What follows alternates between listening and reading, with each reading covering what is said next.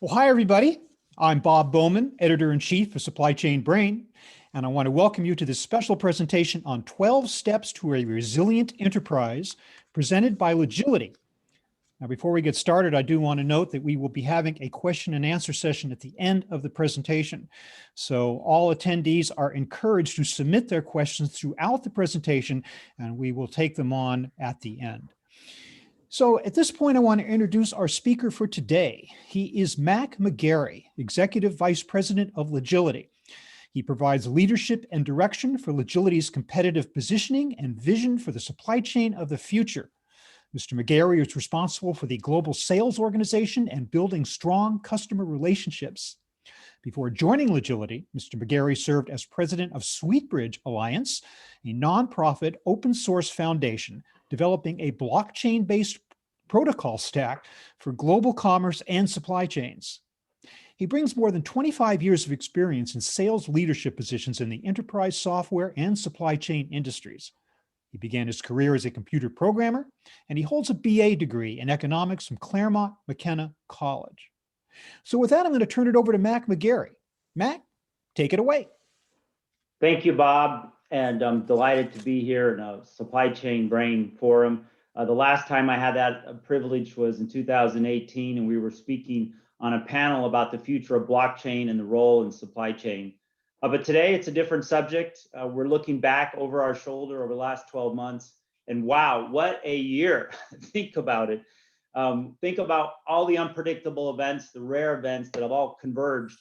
This has been the mother of all black swan events. A black swan's now become an everyday word.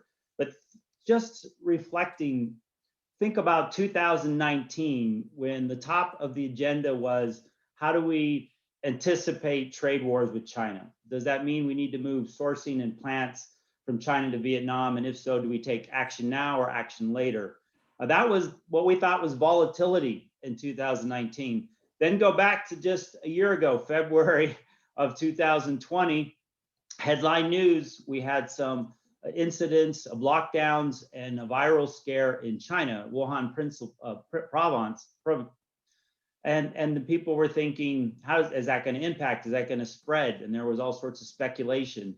But by March 11th, 3/11, many of us were traveling as global citizens, and we were quarantined in places we didn't predict. And then we were asked to work from home. It was safer. And there was a lockdown of retail and travel in order to contain this virus, this invasion of the microscopic kind that was increasing volatility in our marketplace. And these industries were shut down, and therefore people were all of a sudden thinking differently about purchasing and traveling, and consumer behavior changed, perhaps indefinitely. Some people who ordered frequently from Amazon ordered more frequently, and those that never tried became addicted to the online marketplace. And some people became shut-ins, and everything they ordered was delivered to their doorstep. And then certain industries showed recession. We have recessionary pressures. China, ironically, is the only one that seems to be posting a good GNP growth. And the recession changes consumers, and therefore we need to think about how that's going to impact our business. Government started to react inconsistently, globally, a little bit of unpredictability, and then stimulus paths became known. And then we started to find ways to stimulate people to go back to work or perhaps stay at home. So we had some counter incentives for keeping our factories and our trucks in motion. And then, of course, climate change, it's ever present. Those of us in the West Coast or in Australia, we've had a crazy year of wildfires. And you can go to bed one night thinking the fire is 7 miles away, and you wake up in the middle of the night and understand your neighborhood's on fire. That happened to us here in California. And it just weighs into our psyche. What can we expect? And we have to deal with the uncertainty of the world. And then, of course, politics, divisive, not only here in the United States, but in Hong Kong and in the UK. There's been a lot of strife and unpredictability on tariffs and trade laws and travel and taxation and so on. So it's been a hell of a year. So let's think about, what does this mean for us? And at moments like this, I reflect on some of the leaders that I've admired. One of those is Winston Churchill, who was a wartime leader. And he said, never let a good crisis go to waste. And I think as supply chain professionals, there's a lesson for us. Obviously, this is a humanitarian crisis. There's obviously a lot of people who are being impacted by the pandemic. But as a supply chain professional, we have insights and obligations. We are the unspoken hero of the infrastructure, the people who plan and get medical supplies, food, PPE, and the machinery of life working. And in these moments, our job is to help our leaders understand how we can best serve our consumers in a challenging marketplace. And with those insights, we can take action. There are a lot of pessimism for good reason, but I'm optimistic. But all of us have been stress tested in our personal lives and our professional lives. Now we are sometimes working from home with pets and construction workers and noise and being part-time educators to our children more so than in previous years. And our children are at home. And then in the workplace, instead of having water cooler moments and the ability to meet face-to-face with the people we work with, we're now remote and we're suffering from Zoom fatigue. Our processes, were we agile? Did we have sufficient suppliers? So if supplier A wasn't available, could we switch to supplier B? If there was a disruption, if there was unpredictable transportation bottlenecks, did we have the ability to understand that and make decisions? Was our technology there to support us? Not only to have business continuity, moving our workforce from in the office to at home, and did we have internet, sound, and cameras ready to go, but at a more deeper level, how resilient was our supply chain? And then data, did we have the right data at the right place, at the right time, with the right confidence to make decisions? Are we operating on tribal knowledge and guesswork? This was an important year for us to be looking forward into how we can change these things. And the jury is out for some businesses, which will be decided in the next month or a year ahead, but there have been a lot of reported bankruptcies. There are those companies that are struggling to survive, and those will survive. And then, of course, the theme of this presentation today is how can we, as a supply chain partner, as an innovation partner, as a platform provider, how can we help our customers we serve thrive in a situation of chaos? What scenario applies to you? What we've observed in our customer base is that there's been acute supply disruption, unpredictable situation. Many people started switching suppliers and creating agility in their supply chain by having alternatives and creating a framework for shifting supply from one location to another. But even if you did that and did it well, we still had unpredictable plant shutdowns, a workforce, people working from home, COVID outbreaks, which inevitably led to delays. As there were fewer birds in the sky, passenger traffic decreased considerably. The fares of air cargo went up, became less available and more expensive. And then we're all competing for the same raw materials and component parts. Semiconductor chips are in short supply. So you can't now even sell a car without having the right chips to be able to go in the vehicles. And then, of course, so new bottlenecks were identified, and we all had to think about it creatively. And then there was the demand variability. So not only do we have supply challenges and the demand supply balance, but some of us benefited from an increase in demand, but it shifted to a new market. So we shifted from hospitality and restaurants and travel, perhaps potentially to grocery. And to serve the grocery, we had to think about our distribution channels, our packaging, our product mix, our pricing and promotion strategies. We had to do so quickly, sometimes with a lack of information. And then, of course, we're working from home. So the structure for making decisions and meeting together changed us and challenged us. And then we're trying to think about what stores will open. When will consumer behavior go back to where it was a year ago? Which stores will open and when will people return? And the shift to direct to consumer, that will stay. Will it continue to grow? So we're all trying to figure out consumer behavior. And what we know is history is not always a predictive of the future, because so many things change so quickly with different circumstances. We're often left with different forecasting methods than what we had before. Ultimately, a lot of uncertainty, buyer reluctance, and unpredictable delays. So those of us who've committed our life to supply chain from an operational or technology provider perspective, we're often committed to helping people fight fires. Supply chain is about change. It is about firefighting. It is about reacting to what happened yesterday, today, and making your best guess. And we've always thought about how do we better serve customers, have right product, right place, right time, right price, the essence of what we do. But we're also saying, how do we adapt to a changing world? And then we have technology changing. And technology is a great catalyst for innovation, but there's often a hype cycle associated with it. Or there's a capital investment required where we're spending money on new technology. But how can AI, new data sources impact our future, improve our data forecast, improve the resiliency of our supply chain? And then perhaps many of us are looking forward and saying, let's even go beyond reaction. Let's go into prediction. And how do we predict or even prevent a crisis in supply or demand? How would we do that? And we're thinking about it so that we are going to be more prepared going forward. And that's the subject of today. How do we become a more resilient enterprise? We look back over our shoulder. The survey here in August from IDC showed that only 10% of the people in the summer said that the pandemic was not going to impact their business. Might have impacted our personal lives, but the question was this going to impact profits, or did you have to change your business model? Less than 10% of North America said it wasn't going to change it. But I'm curious, and perhaps Bob, why don't we ask the audience their point of view?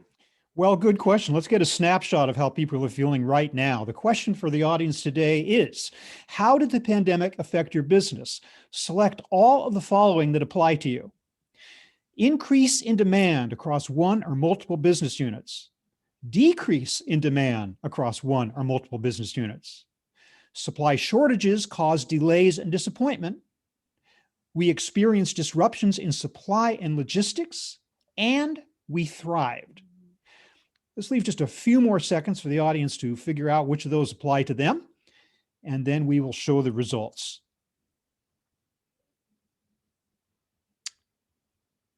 Okay, let's see how we fared. Well, any surprises there, Mac? Look at that, 70% disruptions to supply and logistics. Everybody was affected, and a small, 21% thrive. So what does that tell you? It's a lot of different companies out there. That's right. Right place, right time. If you're in the home gym or furniture business, you probably had unprecedented demand. But for most industries, there was a change factor that they needed to take into consideration.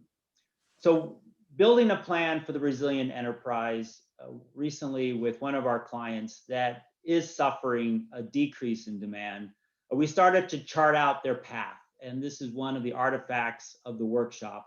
So first thing is build a plan for the enterprise. Let's think about supply chain continuity in a different environment. We certainly have a lot more visibility and understanding of how it's impacted us recently. Then let's say, how do we lay the foundation? And then let's do some ROI analysis. We do see an economic slowdown in this market segment, but how do we lessen the impact? Let's not hit the bottom. Let's bounce back quickly. And this is what we're now calling the digital divide. And that is that we've been talking about go digital or face the consequences. And the gap between the digital, non-digital is more pronounced. So if you had a totally digital supply chain, you're able to react faster with a high velocity of high quality information, be able to reflect and discern, make decisions, then you were able to bounce back sooner. And so this is the model for this particular client.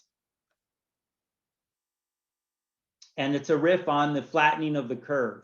So we can't always stimulate demand. When we have a shift in the market, how do we react more quickly to it? And then with all these technology and process improvements, which we're going to refer to in today's presentation, you want to outperform your competitors. The call to action as supply chain leaders is to explain to the leadership of the company and our customers we serve, how are we going to do better next time and maintain a continuity of service. Agility is what we're striving for, and agility, as we've described in supply chain, is that given a high change environment on one side, we're still able to have status quo delivery to our customers. Similar expectations, similar profitability. Maybe we have a little bit more expediting costs, but we're able to maintain that relationship with our customer. Not true for everyone last year. We had a lot of apologies and explanations and vague commitments for delivery with uncertainty. But going into the next year, if we put the right infrastructure and processes and people and data into place, we'll be able to outperform competitors, which makes us a resilient enterprise, which means in the future supply chain, we'll be able to respond quickly, which will create more market opportunities for us and our shareholders and the customers we serve. I like maturity models. The Gardner Group's got a few on S&OP, but this one's about resiliency. And in this 5 categories of, we all know 1 or 2 companies, perhaps even in our network, that behave this way. On the far left side, it's the ad hoc siloed company. It's a factory. They just want to utilize their assets and create as much output as possible. And it's someone else's issue if they create the right product. They just want to ship it, and then they hit their local productivity criteria, their local optimum. Those are companies we have to deal with. Maybe a recently acquired subsidiary, maybe a remote plant, but that's not optimal. Where we all want to be is, on the right side, predictive. And maybe most of us feel like we're somewhere between opportunistic and responsive. So we can react to a situation with tribal knowledge. We use human putty. We get our smart people in a room. We create scenarios. We do some guesswork. We get some spreadsheets, and we make some decisions. And many of us have done a pretty good job, if not excellent job, given the circumstances and the challenges of the last year. Some companies are even more responsive. They've calculated in, they have the infrastructure, they have the digital strategies in place, and they were able to be responsive and quick and perhaps serve their customers better than their competition and gain market share and build a sticky relationship because that customer says, these people I can rely on even in hard times. But where we want to be is proactive and predictive. And believe it or not, we go back to the history books, February of last year, there were some companies that could see the pandemic coming. Not many, but they were predictive. And so how do you have the mindset, the culture, and the data, and the institutionalized process by which you assess risks and take decisions quickly? Bob, we like to involve the audience. Let's ask another poll. Okay, audience, here's another one for you. Is your company looking to become more resilient? Here are your choices. Yes, last year was difficult, and we have an executive mandate to become more resilient. Yes, we managed to perform well, and we see advantages for becoming more resilient. Yes and no, we have articulated the need, but have not formally set specific goals for resiliency. Not really. We are satisfied or even proud of our agility and business performance, and not a priority for us currently. Okay, audience, which of those best describes you? Let's give you a few more seconds to come up with your answer. And let's see what they say. Okay, I'm very pleased to see that bottom one is such a small amount. What do you think, Mac? This looks like pretty much what we would hope people to say, except, well, the yes and no, work to be done. Yeah, I think it's fair. And that's consistent with my experience. So that's a good result for this survey. So let's talk more specifically about the 12 steps to build a resilient enterprise. So March of last year, 11 months ago, we sat down and said, let's get some of our customers and experts together and say, what's our pandemic response? We looked at humanitarian issues, but we also looked at our roles in supply chain, and we decided that we wanted to build a more resilient enterprise. And then, of course, we know it's not just technology, it's people, process, technology, and data. And then, of course, we needed to say, well, where do we start and where do we end up? What does it look like? And through this workshop or series of workshops, we had a lot of good ideas. 13 was the last one. Then we decided, wrestling around a little bit, let's make it 12. One person in the audience had a specific story why 12 steps was important to them. It worked for them. So they said, let's work for the resilient enterprise. So we homogenized and simplified and created 12 steps. The first one is perhaps the obvious one. Recognize we have a problem. Let's take an assessment and figure out what we do next. If there is a problem of a certain size and shape, how do we justify it? Is it a top 3 priority for the executive team? Do they understand it? Is it clear what this means? What's the job to be done? And what's the benefit for seizing the market opportunity? And then to be more specific on what the outcomes are we want. What's the vision? And vision here, we're not talking about the theoretical optimum 5 years from now. A lot of companies are talking about the autonomous supply chain, the cognitive supply chain, lights out planning. We're thinking about this more pragmatic. In the supply chain, we're men and women with both feet on the ground. We've got to deliver today and we have to deliver tomorrow. Something that's 5 years out might be a little far, but we need to build towards that future goal. And then so in intervals of 6 months, how do we demonstrate milestone achievement towards that vision? But what is that vision? Where do we want to be in 18, 24 months? Then we need to explore. Technology can be a great catalyst, and the technology today is very different than it was just 3 years ago. The roles of AI, digital twin, machine learning, these are all new and available to us. So we should get smart on the technology so it can help influence our vision. Ultimately, we don't have a cadre of experts sitting on the sidelines waiting to be called into action. Oh, we have a pandemic. Oh, we know what to do. Let's go put it together. We all have a talent management challenge. We have great people. We want to take care of them, but we like to have more. And then with those people we have, we're asking them to change their job. And for, I don't know, most of our customers think that their demands on them have grown over time, maybe even faster than technology enable them to provide that same level of service under the new conditions. So how do you collaborate with people inside and outside your enterprise, mobilize talent, and begin a project?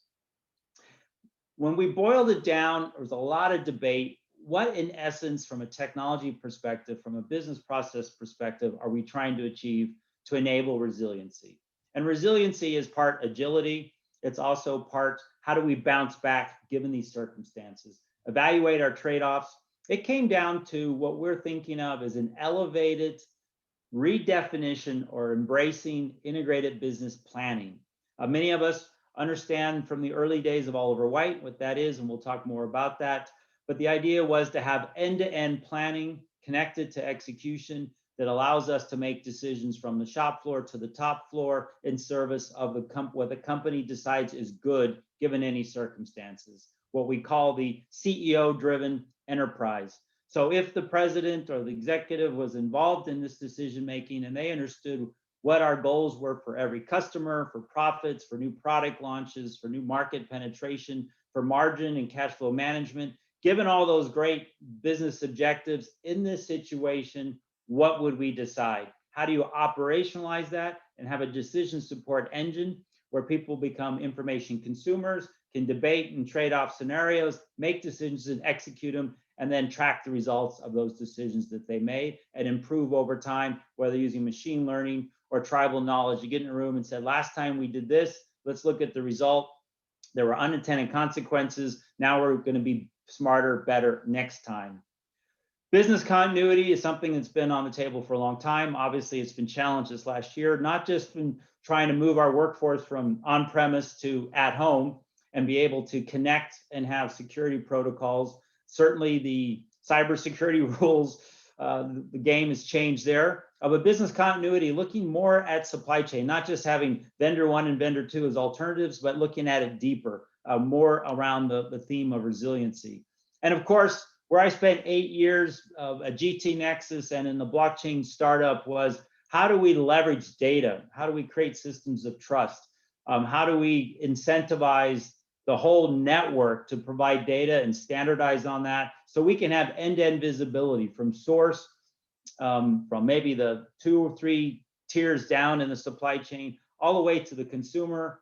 So when someone like my son, a digital citizen, uses his cell phone at a consumer label and says, this seafood was harvested ethically, or this garment didn't involve cotton from this particular province in China known for modern slavery, we can then prove it and validate it. So this fits into our sustainability goals, but importantly, it gives us the heartbeat analysis on what's happening in our supply chain and how do we make decisions based on what's really happening or could happen. So data has a lot to do with it, and you need to think about data differently. A lot of companies have aspirations on data, but have low maturity around how they curate data, aggregate data, and leverage data. If data is the new oil, how are you refining it and making it into a finished product that improves your bottom line? Change management. Of course, this is important. Every consulting firm is going to begin and end every conversation how important it is. It is clearly important, because even if you have perfect people and sufficient resources, If you don't have the right process and you don't have the right incentives, then you're not going to achieve the outcomes you intend.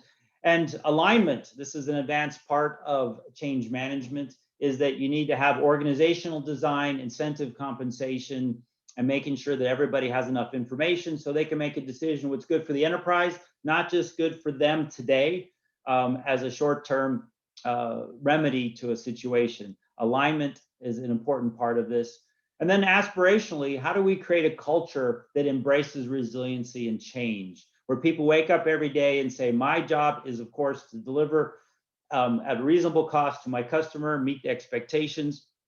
But at the same token, I need to have a relentless pursuit of perfection. I need to get more resilient. I need to get better. And I need to know that if my job is going to change, I'm going to welcome that change. Easier to say than to do, but culture is a big part of it.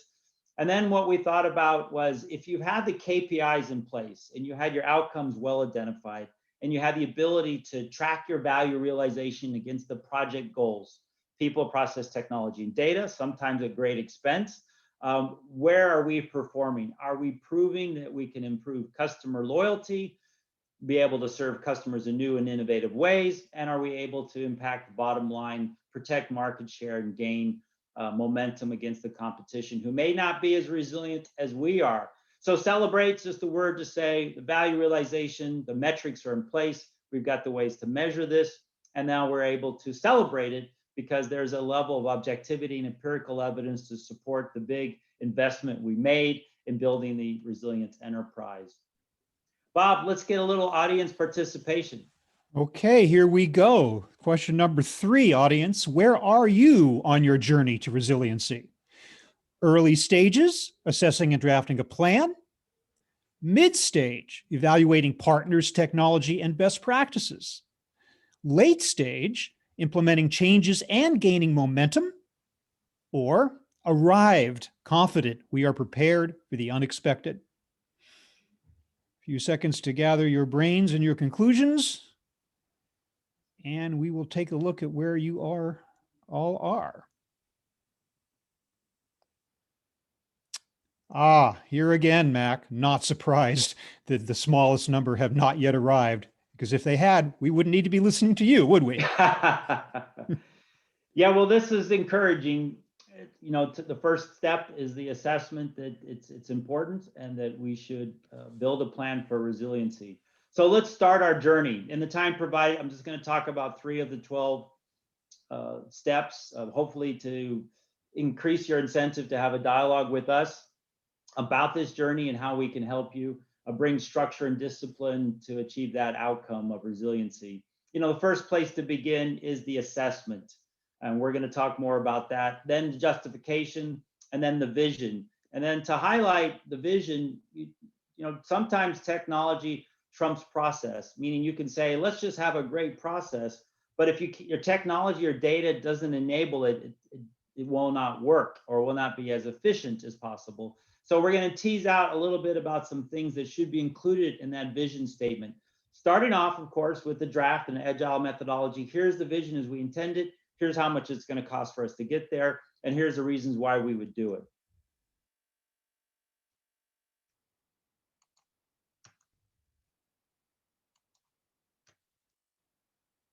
Slides taking a little bit longer to build. So in the assessment phase, what parts of my business suffered? Can we quantify the increase in demand, which we were not able to fulfill, or a decrease in demand, and were we exposed with way too much inventory? What we all know to be true is that just-in-time inventory and cash management was king. It's like we had the CFO design supply chain. Financial people, for good reasons, want us to have as little inventory exposure as possible and to do it just in time. That was the idea of supply chain coordination across the network, is that we didn't need to hold the inventory. We could push it down into the supply chain. But boy, did that leave us vulnerable. You know, interesting stories of companies that had way too much inventory, but coincidentally, they benefited because they were able to serve demand where their competition could not. So what was the calculated risk from your inventory policies, and what was the impact last year? Can we quantify it? Maybe anecdotal is enough for your leadership team. Sometimes we actually need some more material evidence. And if there was both of these across all businesses, what was the business performance impact? And then look at these areas and then say, is it big enough and important enough for us to be more resilient? And if so, what would that look like? And some of the KPIs that we would work with you in a discovery process is, how many back orders were unfulfilled? How many, did we have an increase in customer deliveries? Did we tarnish our brand by having inconsistent messages to when we could deliver? And we could say it's out of our control. Our suppliers or transportation providers are fully booked or not available. But at the end of the day, the customer holds you responsible. You can't always attribute blame to somebody else. And then were suppliers performing well? Did they have the right processes in place to respond to the market? So looking back, you probably have your favorites, those that through Herculean effort provided above expectation, and the rest who may have failed. And then we need to build justification, because you can't spend money, certainly in a recessionary period, or even if you're thriving, unless you have a clear return on investment and the ability to show it's reasonable risk, and then what is the prize and how it's going to impact maybe something like earnings per share, not just reduce inventory. Some things are easy, like if we had a trade-off between service levels and inventory, if we want to manage our cash, we can change our inventory safety stock policies, but then we have an impact on services. But you can say, if I decrease inventory, it's going to have this kind of impact. But there are other KPIs and factors that we need to think about, right down to user acceptance, the ability for these people to make more decisions, maybe even look at the role on FTE calculations. If you have hundreds of people involved in planning, you can now think about how one person can do the job of 5 within 2 years. I mean, we think it's in front of us if it's not happening today. So look at the intangibles, the tangibles, the hard dollars, the soft dollars, the project momentum, the risk, and then of course the expected return. And then how are you going to better serve your customers with higher profits and margins? And then build a vision. So you have to have a goal. You have to have a stated and articulate outcome. It's easier to get money from your leadership team if you can argue that this robot's going to increase productivity in the factory, or this resiliency project is going to improve our ability to compete in the future. But that's vague. So how do you make it more specific? How do you make it real? How do you give it tangibility? And once you've identified the job to be done, what is the remedy? How are you going to achieve this? And then we think in today's world where we are a little bit jaded, we've had IT projects that didn't deliver on the promise. They took longer than we expected. They took all the oxygen out of the room, the creativity. Maybe an ERP project or warehousing project was super intensive, super expensive. And at the end of the day, you said, I've got infrastructure support and I'm better able to report Sarbanes-Oxley, my accounting, but did I improve my resiliency? Did I improve my ability to serve the marketplace? So in that context of risk aversion, duly recognized, how do we build projects that mitigate risk and show tangibility quickly?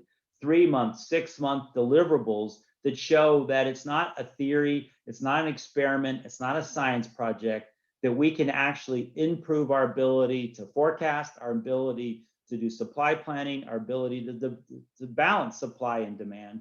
So we think that the market is a little bit jaded, and the remedy is an agile methodology with 30, 60, 90-day sprints that show achievement towards a goal, and that we then can actually deliver a result, maybe even have the first phase of the project pay for itself in the first year. So projects like resiliency can in fact pay for themselves quickly and easily. And if you have the metrics in place to measure it, then you're going to be able to show the management team that you spent the money wisely and it was worth the effort. Bob, let's take another poll. Let's indeed do that. But before we do, I just want to remind the audience one more time about the question and answer session at the end. Please submit your questions in the Q&A area at the bottom center of your screen, and we'll answer those live today during the webinar. Now let's move on to poll question number 4. What are the difficult challenges for your organization to become more resilient? Tick all that apply. Organizational alignment and change management. Availability of or commitment to new technology. Insufficient resources to implement the vision. lack of executive buy-in, and complexity of our supply chain. Again, any of those who apply, just check those off and we'll see where everybody is in about the next 5 to 10 seconds.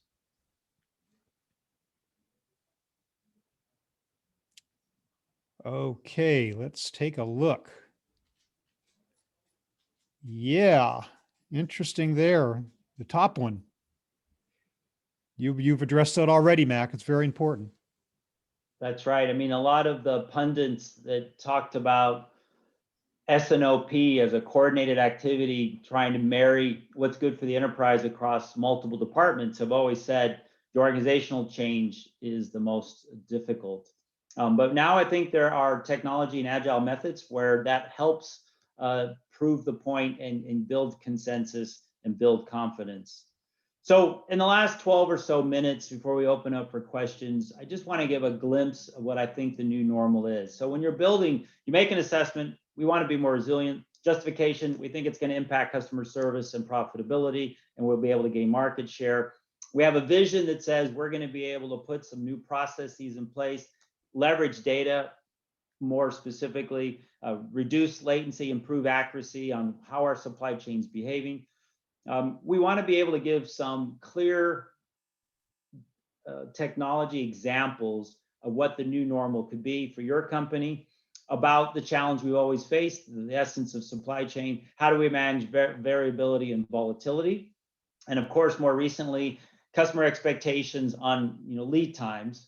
And then I'd also like to add the dimension that we have increasing commitment to sustainability for good reasons. There still is a hype cycle there, more intense than actuality, but there is opportunities with new technology for us to be able to say that if the US government says we're going to ban imports from a certain part of the world due to the use of slavery or forced labor, we no longer want that cotton garments to enter in the United States. It's an appropriate ethical supply chain sourcing decision. How quickly can you put that new change into your supply chain at an operational level? So the new normal, think about a year ago, we all came in the office and now we don't. And now we have, of course, time zones with our global citizens. We have multiple languages. We don't have the comfort of a common whiteboard in the same physical room. So now we're trying to make decisions in a new framework, and we don't have the informal dialogues that we've had in the past, water cooler moments, lunches with our colleagues. So now we have those of us in our 50s who might be in places of power, having earned it over 30 years of business experience, but we also have the millennials who are now 40 years old, and we have the digital citizens like my son, who grew up with the iPhone, and they're very comfortable in this digital world, and their expectations are different. So we need to design workflows and applications that take into account this global workforce, different ages, different perspectives, and reach a consensus opinion, make a decision, not with PowerPoints and spreadsheets, not with whiteboards in a physical room, war room, but virtually connecting all of these users where each person has a persona, a series of needs and requirements and obligations and responsibilities, a RACI model, where there's data they're going to consume, there's data they're going to provide, recommendations they're going to provide. How do you do that in a single platform with a single set of workflow rules and be able to connect it so their job switches from data collection and preparation for an S&OP meeting, for example, into the data is all there. Let's do the what if scenario. Let's evaluate the alternatives and trade-offs. Let's make a decision and let's track that decision. The new efficiencies ahead of us, we're not there yet, but let's put the plans in place to be there.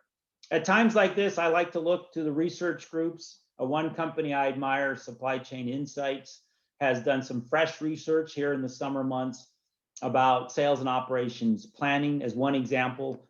We can often interchange integrated business planning, IBP, with advanced deployment of sales and operations planning.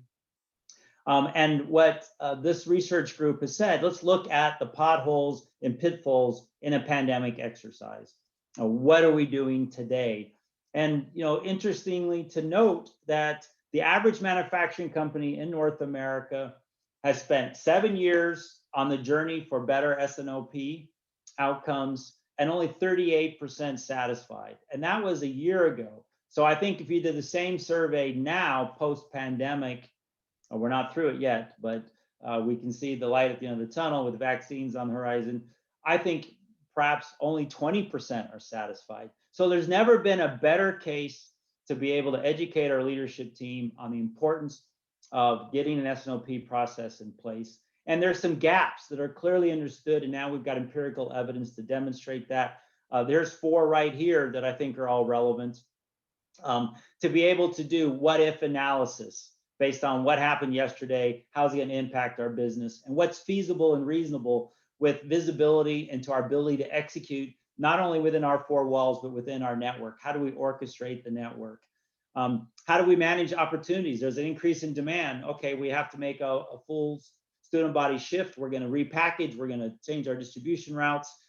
What's the analysis on the risk? And then, of course, moving forward further, and how do we collaborate between sales and finance as inputs and into the demand planning process, but also how do we remove bias and improve the accuracy of that? And of course, use technology to understand what's profitable to promise. Where are we managing our margin? So those of us who may have started in the 1980s in this supply chain arena will remember that Oliver White was among the first to go from MRP2 to S&OP, and that was a good book. And in the 90s, I adopted it. And so maybe the 6 steps as outlined in our textbooks still apply, but we think it's elevated and more important and more feasible today. So things have changed. And so let's take off maybe our intentions from the past, and now we can actualize them. I once worked for another software company that had a great vision about the nervous system. And we predicted that there'll be some day in the future where you can have this visibility across your supply chain and optimize your network and service of your market. We believe a lot of those things we were promising or thinking about could be actualized in the years ahead of us. So it's much closer. And of course, when we talk about IBP and S&OP, we're talking about the new reality and the new capabilities. That is end-to-end visibility to be connected to our logistics service provider and maybe suppliers 1 or 2 deep with risk assessments, process orchestration within our enterprise and outside, and think about our business outside in, not just inside out. And then collaborate inside and outside the company. And each of us has our view, exception-based view of the world. How do we monitor on exception-based the heartbeat of our supply chain and perform better performance by making better decisions? And then, of course, be able to have the what-if simulation exercise in the event of a crisis or market opportunity. How do we seize the moment? And then, of course, look at our strategic goals and make sure we're in alignment, and look at it in both strategically long-term and short-term horizons. And then many of us think as an essential ingredient is wherever possible, automate and put cognitive analytics into our decision-making framework. And of course, we're now thinking that you don't need 5 different applications and a lot of spreadsheets. You can actually go to a single platform and have a multi-horizon approach, so that you're able to think about your supply chain design. You can think about your capital and your investment plan and your supplier plan for the next 2 years. But then how do I respond based on what happened yesterday? And then how do I execute hour by hour? We're now moving to a world where supply planning and execution come together. S&OE, supply chain operations execution, is part of the logical consequence of an S&OP process. So this should be part of the vision. Simplify your platforms and applications to a common data model. In fact, we think it's not just an organizational alignment of a center of excellence, but it's a little bit broader and deeper than that. We call it the nexus of excellence. What we want are fewer silos. We want to have homogeneous processes. We want to have semantic agreements, so we can look at volume, we can look at units, we can look at dollars, so that we can combine the different disciplines. And all that data that we have, get more of it, have a voracious appetite for data, but data is only as valuable as the insights we can generate and the decisions we can make, and then the performance we can measure based on having a richer, higher fidelity picture of what's actually happening. And then, of course, in a collaborative model, we need to have guided workflows so that in the relay race of supply chain, everybody knows their role, place, and then you can drill down in context, right down to the shop floor, down to a machine, down to a shift, and be able to make decisions on optimization. And then with this new process comes accountability and actionable outcomes. And then, of course, we're integrating both planning and execution. So something that happens on a Friday night, we can quickly, before we leave office, take a look at it, make a decision, and then execute on that. So we come back to work on Monday with satisfaction that the crisis was averted. And ultimately, we're talking about an empowered organization where today's super users will become even more influential. They'll have like a personal control tower where one person will be able to the decisions of 5 people with empirical data available at their fingertips. Maybe it's a lofty goal, but I certainly believe that that's possible. So one person today spends 30% of times in data collection. The person tomorrow has a wider bandwidth to be able to address, and then to be able to make decisions and demonstrate with empirical evidence why they made the decisions they did. One of the things that's new, something we've been talking about for a long time, digital twins, the ability to model your supply chain and to move from just to a constraint-based planning and execution market where you actually have visibility, control, and influence over your network. And then, of course, in today's market, you expect it to be highly visual with map metaphors and KPIs. We've got to have an always-on environment where we're making plans based on interruptions and opportunities.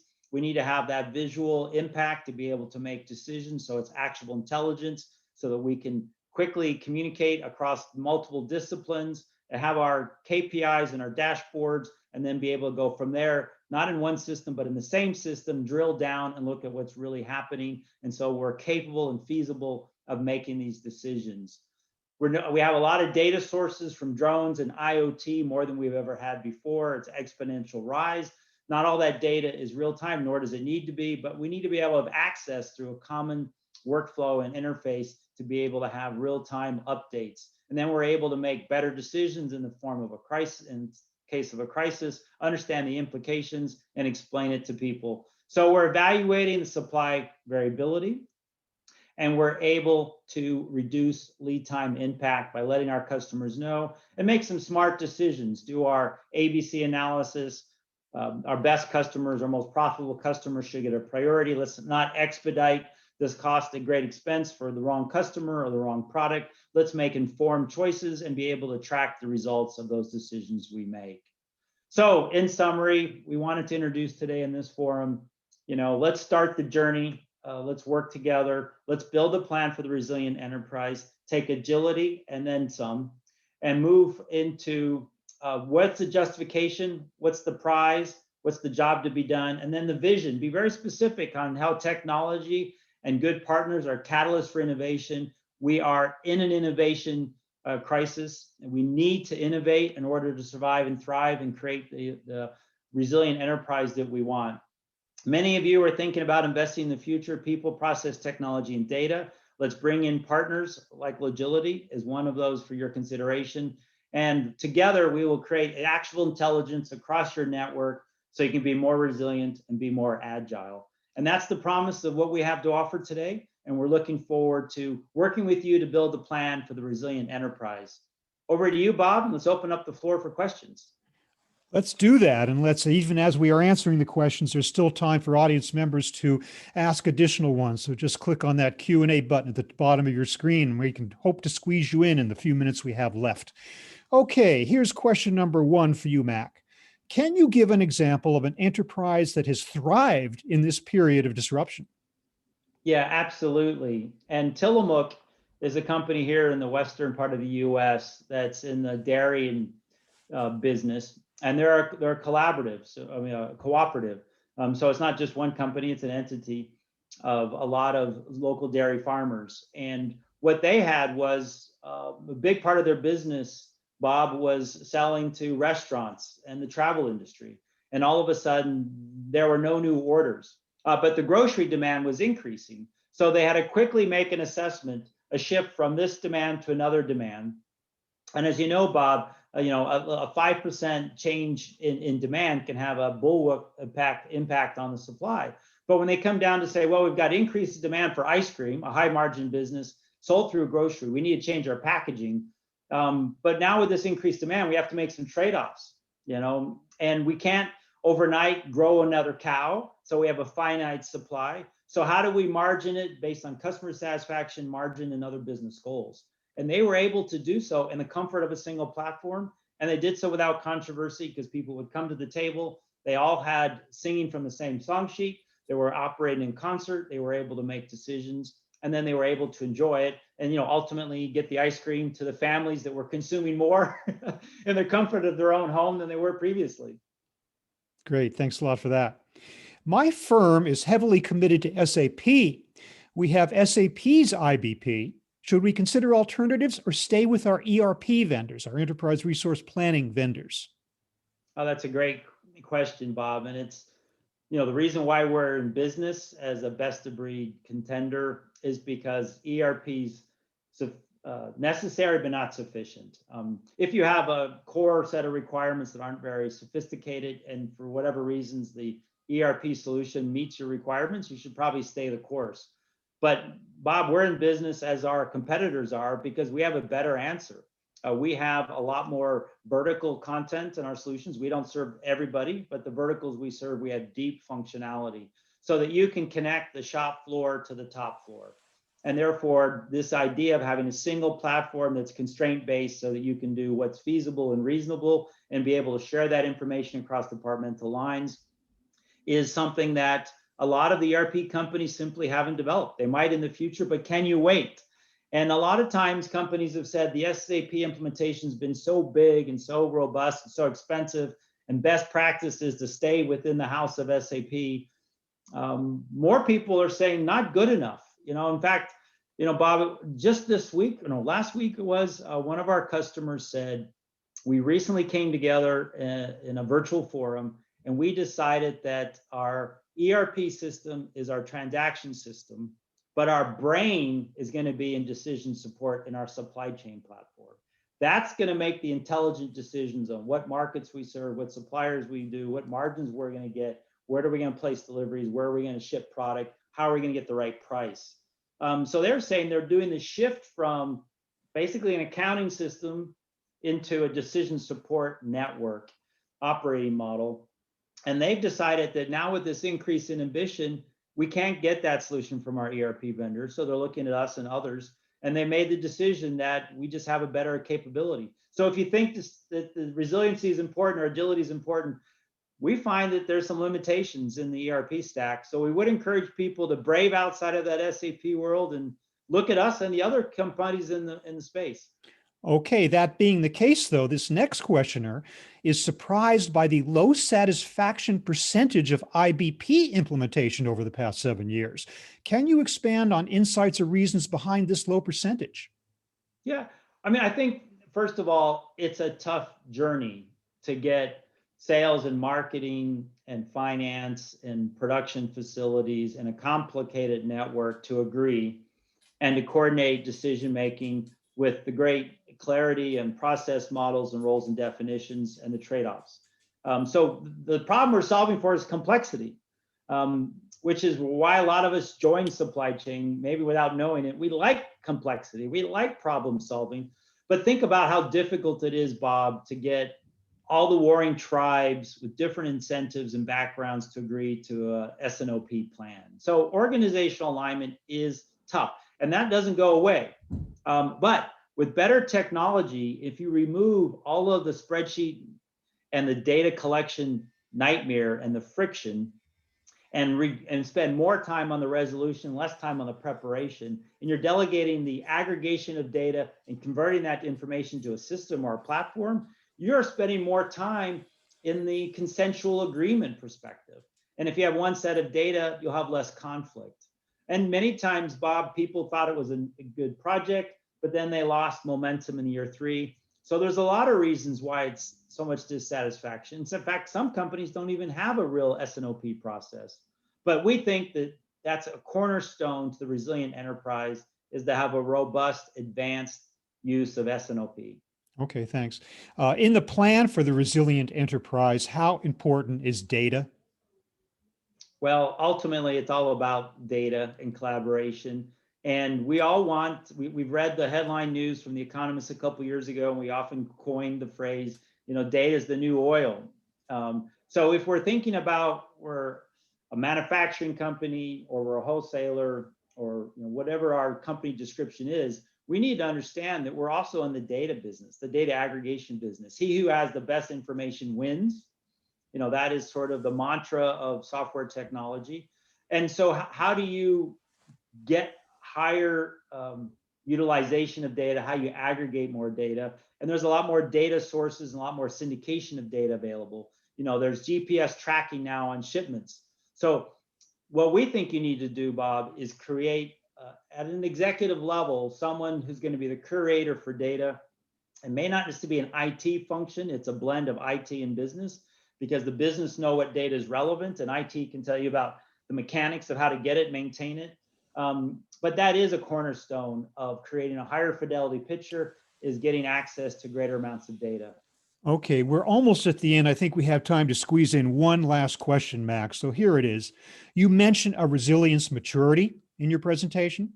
Is there a way to get additional information on these 5 stages for us to understand our level and what is the economic case for each level? Just a couple of minutes or a minute or two on that. Yeah, yes, Bob. I mean, we started this kind of consortium effort, this task force, this pandemic response team, March of last year, and we've used customers and non-customers and experts to get together and create this methodology. So we're at version 1. It's going to get better and evolve over time. And we're looking at research groups like IDC and Supply Chain Insights and Gardner Group to get more information, then go from some of the work that was about agility and then extending it to resiliency, the ability to bounce back quickly, as well as have agility in your supply chain. And we've put together some more models. And so we're happy to engage in that dialogue. And what we want people to do is do a self-assessment. Are you in the siloed, ad hoc planning environment for some or most of your business? Are you opportunistic? Are you responsive? Or are you, in fact, are you managing risk adequately? Are you even predictive? And then giving that texture and definition, Bob, so people can say, in our plan for resiliency, we're going from stage 2 to stage 3 in these businesses, but overall, we want to be at stage 5 within 24 months. Again, we don't want to put goals too far out there because technology changes and we all have short life to lead. We've got to solve for results in a short period of time. This heightened sense of change forces us to look at results quicker. Maybe it's unfair, but that's the road we're on, and be able to create these sort of sprints towards 30-day, 60-day, 90-day sprints. We're able to show some milestone development towards this goal of resiliency. I would be hard pressed to identify a key aspect of supply chain planning and optimization that you did not address in this last hour, McGary. Fantastic presentation, just full of information that is of value to our listeners and beyond. Anyone who did not get their questions answered in our time, I'm sure Mac would be happy to answer them offline. But in the meantime, thank you again for an excellent presentation on 12 steps toward a resilient enterprise. Thank you, Logility. Thank you, audience, for listening in. Everybody have a great day. Thank you.